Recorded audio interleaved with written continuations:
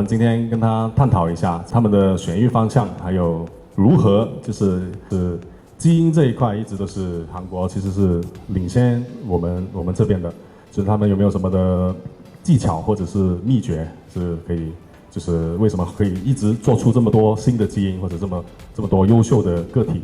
예, 최대한 많이 알려드리도록 노력하겠습니다. 잘 부탁드립니다. 问一下某某，就是你在发现这个 SABLE 的时候，你是如何去发现，或者是你是怎么样去发现，就是去这个新的基因，或者有没有什么技巧，就是或者是 네, 보통 개체 이쁜 친구들을 미국에서 많이 데려왔는데요. 거기서 좀 특이하게 생긴 친구라고 생각을 해서 이제 데려왔는데 거기서 이제 브리딩을 그러니까 번식을 하다 보니까 아, 얘는 좀 뭔가 다른 것 같다. 내가 이건 모프라고 그때는 확실하게 장담을 못했지만 번식을 해서 이게 내가 다르다고 느낀 게 유전자 때문인 건지 아닌 건지 검증하려고 이제 따로 브리딩 그룹을 가지고 하다 보니까 일단 보통 이제 모프를 발견할 때 그 전에 세이블 발견 전에 나왔던 방식은 특이한 게 나오면 뒤를 돌아보고 그 위에를 찾아봤는데 저는 반대로 얘에 대한 의심을 가지고 슈퍼폼이 있는지를 이제 알아보려고 브리딩을 시작을 해서 그 결과를 통해서 세이블이 아 모프다라는 걸 알게 됐습니다. 그 당시 카프랑 비슷하다는 이제 의심을 많이 받아가지고 그거랑 이제 다르다는 점을 입증을 하려고 이제 슈퍼폼들도 비교도 많이 해보고 그 둘의 특징을 되게 유심히 많이 비교하면서 공부를 했었던 것 같아요. 이게 많은 유전적, 생물학적 지식이 필요해서 따로 이제 공부도 하고 해외에 자문도 많이 하면서 공동 작업도 하고 이제 여러 방식으로 검증을 해서 지금은 인정받는 모프가 되어서 뿌듯합니다. 저는 이제 우리나라에서 처음으로 나온 열성 그 초초에 대해서 어떻게 발견하셨는지가 너무 궁금하거든요. 사실 그 무랑 비슷한 경우긴 한데 저는 미국에서도 크레를 많이 샀고요. 그 다음에 유럽에서도 크레를 많이 샀어요. 그리고 이거 처음 말하는 건데 사실 초초의 시작은 그 유럽 쪽 혈통이었어요. 그래서 제가 유럽에서 사온 트라이컬러들을 교배하다가 우연히 이제 초초를 발견하게 됐고 해칭을 많이 해보신 분들은 아시겠지만 태어나자마자 그렇게 붉은 색감을 띠고 태어나는 크레는 없어요. 그래서 사실 저는 처음 초초를 보자마자 그 새로운 모프라는 거를 바로 알아챘어요. 그래서 저는 이제 그거를 새로운 모프인 것 같다라고 이제 한국에 포스팅을 했고 그 많은 조롱을 받았죠. 그래서 저는 그 4년 동안 초초에 관한 모든 혈통을 단 한 마리도 판매하지 않고 모두 제가 가지고 있으면서 이제 혈도 나누고 이제 모프 업그레이드도 시키면서 초초가 이제 열성 모프가 맞다는 것을 증명하는데 많은 시간을 투자했어요. 그래서 이제 초초는 결과적으로 열성 모프라는 거를 이제 전 세계 사람들에게 인정받게 되었고 그래서 뭐 되게 뿌듯합니다. 그리고 많은 한국 사람들은 대부분 아는데 이 중국이나 미국이나 유럽 쪽 사람들은 초초 이름에 대한 근원을 몰라요. 초초라는 이름은 제 와이프의 별명이에요. 네, 그래서 와이프 어려울 때부터 함께 해준 와이프를 위해서 제가 이름을 붙였어요. 그래서 초초라는 모프는 그 저에게는 아주 값지고 소중한 모프인 것 같아요. 더더욱. 그리고 초초는 열성이기 때문에 건강한 개체를 만드는 게 일단 가장 중요한 작업입니다. 제가 국내에 미국에서 아잔틱 처음 나왔을 때 데려온 사람 중에 하나예요. 국내 최초 처음에 아잔틱이 들어왔을 때 그걸 가진 사람들끼리 되게 경쟁이 심했고 그 판매한 미국인도 엄청 급하게 진행을 했어요. 그래서 이제 근친이 좀 심해가지고 한동안 아잔틱 개체수가 진짜 안 나오고 막 이제 구림의 이제 고자 문제, 무정자증 문제 때문에 엄청 이제 사람들이 고생을 했거든요. 처음 데려온 사람들은. 그걸 이제 현주님도 분명히 잘 아실 거고 그래서 그 초초 같은 경우는 되게 브리딩을 그 안정성을 가지게 하려고 해가지고 아까 말씀하신 대로 부모나 이런 걸 확실하게 잘 보고서 데려오시는 게 중요하기 때문에 믿을 만한 사람한테 데려오는 게 제일 중요하다고. 好，谢谢。我能提问这个问题，我很想就是我自身也是刚开始接触，因为刚大学生嘛，然后就对这方面很感兴趣。然后就是我个人是比较喜欢就是沉和铁锈这个基因的，然后就是想如何选育，还是就是可以在SABLE 这个基因里面更凸显一点，就是 이게 세이블이 한 10에서 한 15g 정도 됐을 때 제일 가진다고 생각을 하거든요. 그리고 크레가 나이 들면서 색이 바뀌고 이런 건 있을 수 있지만 그 텐저린 트위칼의 색감을 좀 더 강하게 진짜 말도 안 되는 색이 나오는 경우가 있어요. 그게 이제 세이블이 그렇게 만들어준다고 저는 생각을 하는데 그 밝은 색감의 화려한 세이블을 원하신다면 그 짝도 같이 그 원하는 색감의 밝은 색을 붙여주시면 전성기의 색을 가질 때 제일 이쁜 그것보다 부모보다도 이쁜 색을 보실 수 있을 거예요. 我想问一下那个金密老师，那个正好想问一下，因为我们现在所有人都是大部分人都是想靠着基因，因为基因在市场上的那个有效价格会比较好一些，就是我们风险会低。但我们很想把奶油做得更好，其他的关于基因东西才能做得更好嘛。那我是想知道关于奶油搭配啊，或者怎么才能做出类似你今天在赛场上在这个秀展上展示出来的一些那么优质的个体，到底是通过怎么样的搭配、怎么样的调和、什么样的表现搭配，更利于奶油的一些繁育。其实你这结荚手工，你在选育的过程之中，就是如果你想强化它的表现，其实你其实靠你眼睛去发现，就是我这个个体，打比方它的滴漏是特别明显的，然后我们就会选出来，然后把它叠加，就是共同一样，打比方滴漏是比较优秀的，我们就会把它归到一组，然后这样子去加强它的表现。那奶油也是这样，打比方你是想做橘色纹路的，或者是我要选白奶油的，或者是怎么样把这个奶油去做厚，其实都是一个道理，就是你只要不断的去强化它，就是你看到它表现是类同的，然后你往这个方向去继续去选育，继续去做下去，然后你很快就会看到结果。我想问一下，就是关于球球的，就是因为我也从小从苗子饲养到就是现在亚成嘛，我发现球球这个东西，它小的时候，我那只啊，就是它的奶点比较小，但是长到后面，我发现它的那个奶的增生和增幅都特别明显，就一整块，它包括它侧面都整个都晕开来了。我想就是请问一下，就是这个球球的这个就是父母就是在搭配上是怎么运用？ 일단 그 초초의 화이트가 번지는 성향은 일단 초초가 어떻게 나왔는지를 알아야 돼요. 초초는 이제 고퀄리티의 트라이를 브리딩하다 나온 애기 때문에 3차 형질의 영향을 많이 받아요. 그리고 또 하나의 영향을 받는 게 있는데 이제 초초 자체의 팬텀의 성향인데 부모에게서 화이트가 많다 하더라도 물려받고 태어난 초초가 팬텀의 성향이 강하게 되면 화이트 발현율이 떨어져요. 근데 그 팬텀의 성향률이 조금 낮아진 개체가 나오면 화이트 발현율이 올라가요. 이제 그 정도의 차이가 있지 초초 자체가 화이트를 번지게 하는 성향은 없어요. 然后，而且我发现这个球球是一个引进基因嘛，它引进基因的话，就是像它生出来的就是就子代就是带引的嘛。我发现有一些的就是它的表现和性状上，就是有一些它的奶油是呈粉色的，它并不是所有的都是这样。所以我想问一下，就是这个引的这个子代一方面。 그게 100% 영향이 있다라고 말하기가 조금 애매해요. 왜냐면은 원래 햇은 그 비주얼에 대한 색감이 발현이 되면 안 되는 게 사실이에요. 근데 물론 그게 완벽하게 발현이 안 된다는 건 없어요. 다른 동물들의 햇들을 보면은 이제 비주얼에 대한 영향을 받아서 이제 비주얼의 외형을 조금씩 갖추고 나오는 햇들도 있긴 있어요. 근데 이게 문제가 뭐냐면 그렇게 붉게 발현이 되고 태어나지 않은 그 햇들 사이에서도 초초가 나온다는 거예요. 그렇기 때문에 붉은 애들이 햇이고 붉지 않은 애들은 햇이 아니다라고 말하기가 불가능하다는 거죠. 그리고 또 네. 중요한 것 중에 하나가 어쨌든 그 아이들이 자라게 되면 처음에 태어날 때 가지고 나왔던 약간의 좀 핑크빛이라든가 불그스름한 색깔들이 다 없어져요. 그래서 완벽한 햇이 돼버리기 때문에 그거를 구분짓기가 애매하다는 거예요. 还有一个就是我很期待那个球球和 Sable 的结合，想看一下是怎么样子。 그건 저도 그래요. 왜냐하면은 세이블 자체가 아까 무무가 설명했듯이 텐저린에 대한 그러니까 텐저린 자체가 이제 붉은 색감 계열 빠지잖아요. 네. 그러니까 붉은 색감에 대한 그 기대치를 올려줘요. 근데 초초는 태어날 때는 굉장히 붉지만 이게 자라면서 약간 조금 색감이 빠지잖아요. 그 빠지는 부분을 저는 세이블이 보완해줄 수 있다고 생각해요. 我想问一下 Miss， 因为我很多繁育经验都是他教我的嘛。这波以前做嘛，我也开始繁育的有子代了，就是白度，我看到他新带回来的东西都有个新的提升嘛。我想问他是怎么做到的，因为没他那么白。 하얗게 뽑는 거를 제일 중요시하는 거면은 하얀색은 애초에 제 기준 설명을 드리면은 저는 일단은 개체들의 누대를 좀 많이 중요하게 따지거든요. 그래갖고 개체들 누대가 이제 화이트가 많은 트라이들 위주로 번식을 하다가 어차피 화이트가 아무리 하얗게 돼 있더라 한들 걔네들로 새끼를 이제 해칭을 하게 되면은 누런 애들도 나오고 하얗게 되는 애들도 나오고 똑같아요 그거는. 근데 이제 거기서 하얀 애들 위주로 이제 선별을 하면서 골라내면서 작업을 해가지고 이제 걔네들을 키워 올린 다음에 걔네들을 또 이제 제가 데리고 있는 세이블들 메인 수컷이나 그런 애들을 붙이는 거죠. 근데 이제 그렇게 하다 보면은 그 누대로 조합된 베이비들은 이제 하얀 게 뚜렷하게 나오는 경향이 강해요. 我就还想问问那个球球的桑哲老师嘛，球球然后我是应该是前年买了一组，然后我运气比较好嘛，就是第一窝就生出来一个球球一个蚁。如果这两个互相繁育的话，会造成什么的危害？所谓的就是近亲繁育。 이거는 뭐 중국의 문화일 수도 있고 한국의 문화일 수도 있고 그다음에 뭐 중국 안에서든 한국 안에서든 개개인의 성향이 다 다르다고 생각합니다. 근데 저는 일단 열성 자체가 굉장히 약한 모포라고 생각해요.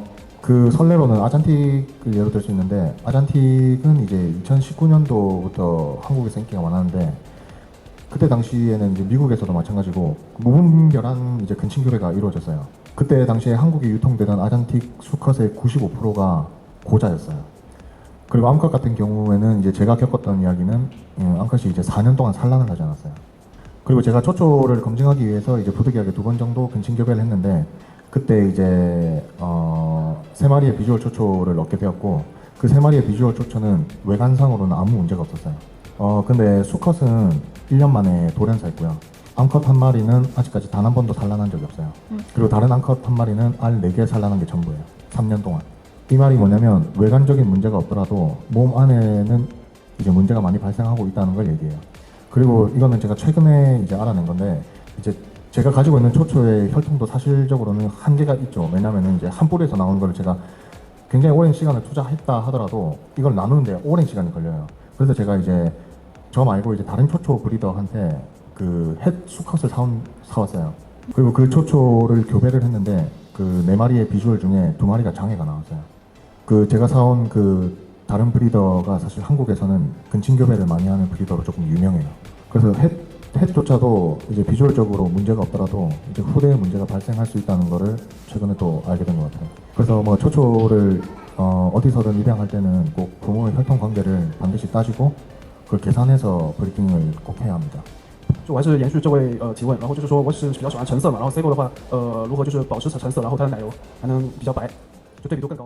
세이블의 2차 형질 색깔 빠지고 이런 것들은 어차피 그냥 세이블의 유전자 때문에 빠지는 건 어쩔 수 없는 거고 근데 거기서 텐저린 색감이 쨍하게 유지시키기 위해서는 저는 무조건 짝을 지을 때 텐저린이 가장 강한 아이랑 그리고 텐저린기가 남아있는 세이블들을 붙여요. 그리고 그 색깔 강화를 시키기 위해서는 그 개체의 누대 그 윗세대에서 레드가 섞이는 아이들도 많이 쓰는데 거기서 짝지어진 거기 그 피를 타고 내려온 아이들 중에서 텐저린 색깔이 쨍한 애들이 저는 많이 나와요.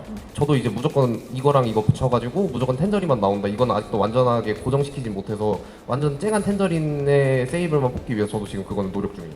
你好，想问一下某某，就是关于就是 Sable 它是最开始你们是在一批卡布里面发现的，然后这两基因结合呢，也是出现类似超体的东西，然后他们这两基因对于奶油的作用也是不太一样，但是他们有一些共性，就是您是怎么样理解这两个基因之间的关系的？ 이거는 저도 생물학적으로 완전 전문가는 아니라서 확실히 답이다라고 말씀을 드리기는 어려운데요. 근데 저도 이걸 하면서 생물학적으로 전공하신 분이랑 좀 자문을 받아본 부분이거든요. 그 이제 사람들이 세이블이랑 카프랑 대립 유전자인 부분과 되게 발견된 시기가 비슷한 이유로 둘이 같은 게 아니라는 오해를 처음에 저는 많이 받았어요.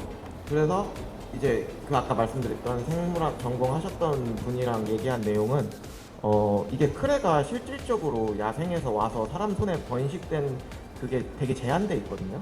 그래서 위로 엄청 올라가다 보면은 이제 뭐 근친이라든지 어떻게 그 만나는 부분이 생기는데 그게 이제 일정 세대를 거치면은 한 그 유전자에서 변이를 일으킬 가능성이 높은데 그것 때문에 아마 같은 부분에서 변이가 발현돼서 대립이 될 수도 있다는 얘기를 전 들었거든요. 근데 뭐 어디까지나 이제 파충류는 변수도 많고 생물학적으로 제가 이게 그래서 그 대립이고 얘네 둘은 다르다라고 설명하기에는 좀 부족하고요.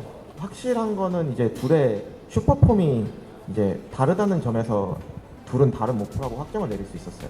세이블이랑 카프가 같은 위치에서 변이는 했지만 그게 그 위치만 같을 뿐이지 이제 그것 때문에 대립인지 아닌지는 좀 더 지켜봐야 되는 부분이고 앞으로도 그래서 이런 점 때문에 세이블은 연구할 부분이 많고요. 이게 저희가 뭐 유전자 게놈 지도까지 다 따서 열어볼 수 있는 건 아니기 때문에 확실히 이제 정답을 얻을 수 있을지 모르겠지만 저는 세이블이랑 카프는 확실히 다르다고 보시는 게 맞다고 생각합니다. 그 추가적으로 설명을 하자면은 일단 다른 점이라고 하는 것 중에서 하나만 예를 들면은 카푸치노는 핀이 좀 많이 도드라져요. 그 다음에 세이블은 핀이 그 가로줄로 끊어지는 형상을 좀 많이 띠거든요. 근데 이제 요즘에는 퀄리티가 카푸치노도 그렇고 세이블도 그렇고 다 많이 올라와서 구분하기 좀 더 어려울 수도 있다라고 얘기는 하는데 원초적인 특징으로만 따지면 카푸치노는 핀 형질 발달이 좀 좋고 세이블은 핀이 오히려 가로선으로 깨지는 느낌이 좀 많이 들어와요. 그리고 시초가 아예 이제 제가 1세대를 찾아냈잖아요. 거기서부터 그 위에는 없었어요. 그러니까 변이 시점이 정확히 어딘지를 찾았고 그 출신 자체가 달라서 둘이 같을 수는 없어요. 正好我顺带回答一下线上李经理的这个问题。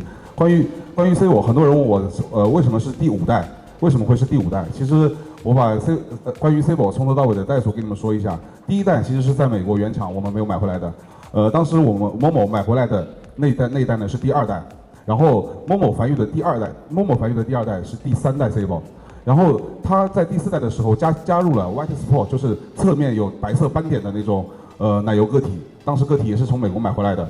买回来之后呢，融入到 Sable 之后，第4代的个体大家就会看到有很多黑色和白色，白墙特别高。现在就是市面上最多的黑色和白色的一个 Sable， 这是大家现在能主要看到的。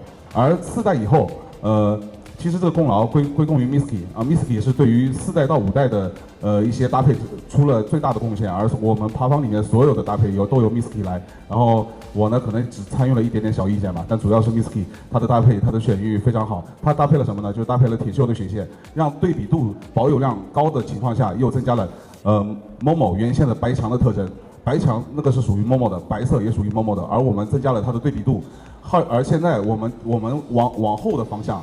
是让它的黑色部分减少，保留亮纹、亮橙色，再增加它的白墙，这是 Sable 往后的方向。我们还在慢慢的努力，包括我们已经赛场上大家就是这个会场上大家已经看到很多 Sable 它有很好的亮纹，且有很高的白色度，并不像以前越来越黑。我们的目标就是就像桑九老师刚才说的，球球和 Sable 的融合之后，可能会让它的褪黑的特征。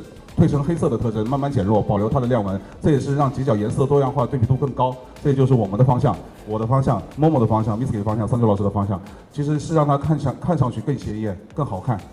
希望能符合大众审美。我们走我们自己的路，然后希望能做出来的犄角更受大家喜欢，仅仅是这样。关于你的亮纹的问题就是这样的，而线上玩家的一些问题，关于 Sable 为什么是5代就是这样来的，好吧？我们现在是最新的是6代。수고하세요。